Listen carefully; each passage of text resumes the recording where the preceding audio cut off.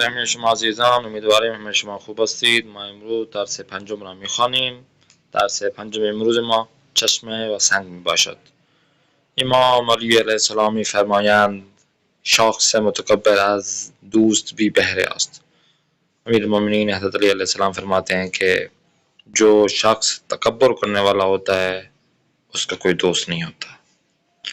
चश्मे و سنگ لطفاً پاسخ دهید. چشمه از سنگ چه درخواستی کرد؟ دو، سنگ در مقابل درخواست چشمه چه کار کرد و چه گفت؟ سه، چشمه در برابر این تحقیر چه کرد؟ چهار، نتیجه امیدواری و کوشش چشمه چه بود؟ پنج، به نظر شما در برابر سختی ها چه باید کرد؟ خوب، جلو میریم. لطفاً جمله بسازید. این چند جمله هستن. یک، کوشش نمود برای. از این دو حرف لطفاً جمله بسازید. پهلوان، لجباز، ناامیدی، ایستادگی و سماجت. حرف پ، در شعر چه صفتهای برای سنگ و چشمه بیان شده است؟ هر چه صفت در این درس آمده است صفت سنگ و صفت چشمه اینجا بنویسید. خوب، جلو میریم. کامل کنید حرف ت. واژه، مانا و هم خانواده که مثال داده شده است اینا رو ببینید و کامل کنید. چشمه یعنی مانا داره مکانی که آب داخل زمین به طور طبیعی در سطح زمین ظاهر می شود و هم خانواده سرچشمه است. سیل، سیلی، لجود، سنگین. خوب، کامل کنید و بیایید حرف ث با واژه های زیر چند واژه جدید بنویسید، مثل کوه، کوهنورد، کوه سنگی، کوهسار و همینطور سنگ، گران، زور، نیک، کار. چند تا از این حرفها الفاظ بسازید.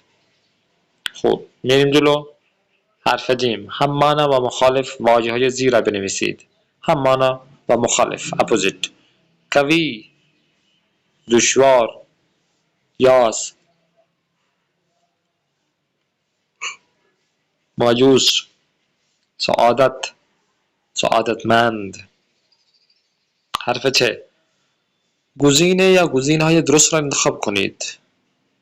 مثلا دیروز دشت 3 نفر از طلبه ها همه به اردو آمده بودند. کشور ایران دشت کار آسیا است.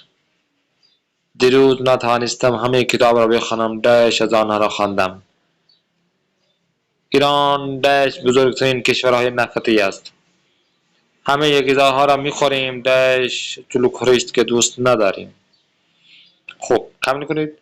و همینطور حرف ها لطفاً داستان چشمه و سنگ را به طور کوتاه بنویسید. همینطور که شما داستان چشمه و سنگ را در درس اصلش خواندید و ما اونجا توضیح دادیم، لطفاً اینجا همین داستان چشمه و سنگ را به طور کوتاه مختصراً بنویسید و در آخرش بیایید با هم بخوانیم. شخصی نزد طبیب رفت و گفت. شخصی بود، مریض بود، رفت دکتر، گفت موهایم درد می کند، آن را درمان کن. که این موهایی که هستن درد می کنند. مگه مو درد می کنه؟ نه خیر. خوب، طبیب پرسید چه خورده اید؟ صبحانه چه خوردید؟ ظهر چه خوردید؟ عصر چه خوردید؟ شام چه خوردید؟ گفت نان و یخ. نان و برف، یخ خوردم. طبیب گفت، دکتر گفت برو که نه دردت به درد آدمها شباهت دارد و نه غذایت. گفت که برو از اینجا که این دردی که داری نه این دردی که کسی آدمی ها رو داره، نه این که غذا خوردی که داری میخوری یا در غذا خوردی این هم آدم شباهت نداره. نه آدمی داره اینطور که شما میگی و نه آدمی است که این غذاهایت که مثل تو خوردی میخورند. خب این درسی که امروز ما خواندیم. خب درسی آینده با هم ملاقات میکنیم. میزبان خودتون سلام برسونید. خداحافظ ناصر.